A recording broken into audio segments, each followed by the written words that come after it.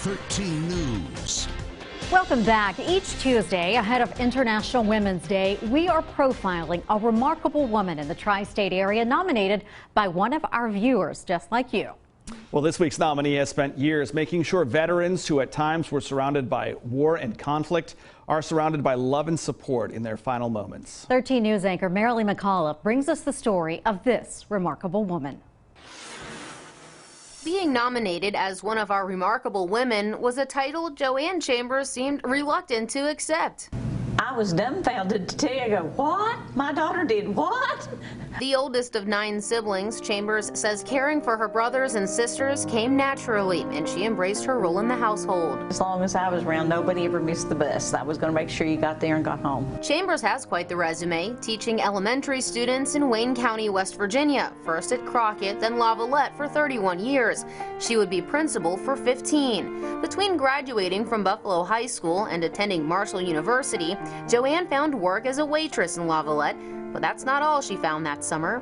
And he came in, wanted to know if I was going to work all day, and I said, well, unless you've got a better plan, and evidently he had a better plan. His name was Nicholas Donald Chambers. Nicholas, what'd you call him? Better known as Nick. And I met him in June of 1965 at Long's Parkette. That was my first job out of high school. I was a curb girl. Like many young men at the time, Nick went overseas to fight in the Vietnam War. But even after the war, Nick would find himself in a battle of a different kind. He was in the Navy. He was exposed to Agent Orange, which we didn't know. He was a diabetic, and we got a VFW magazine that says exposures to Agent Orange causes diabetes, so they started doing the testing, and yes, that was. They learned that because of his exposure to Agent Orange, his probability of getting colon cancer was high. In 2003, Nick had stage 4 colon cancer. He had a colon resection done at the Huntington VA, and he lasted 25 months. He died August the 6th, 2005. What do you think Dad thinks about Mom right now?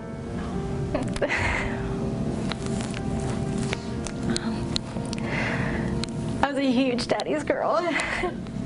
So I know he looks down on her every day with love. In the months that followed, Joanne found a new calling. After caring for children for most of her life, she turned to assisting veterans at the Woody Williams VA in Huntington, where she would spend thousands of hours volunteering. I've done inpatient bags, I've done No Veteran Dies Alone, I've driven the Kersey van, I've made phone calls, you know, whatever they need done, I'll give it a try. Over the course of 15 years, Joanne accumulated nearly 10,000 hours of volunteering at the Huntington VA. The one task in particular that is truly remarkable is the time she spent with veterans, just lending an ear, perhaps for the last time. It's called No Veteran Dies Alone. And if they find out that the veteran has no family at all, and sometimes that happens, but you would go in and you report to the nurse in charge, and she would give you a bag. You had a tape player that played music, you had books you could read, but you would sit with the veteran and you do your 3 or 4 hour shift. And I did have one veteran who passed away on me.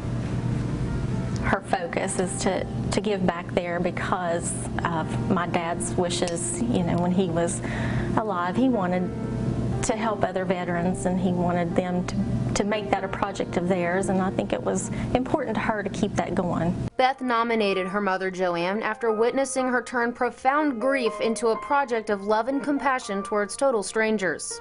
I'm hoping that my being there lets them know that somebody cares about them, that they're not truly alone, and that you're never truly alone. You may not have been fortunate enough to call Miss Chambers your principal, but we could all learn a lesson from how she lives her life day to day.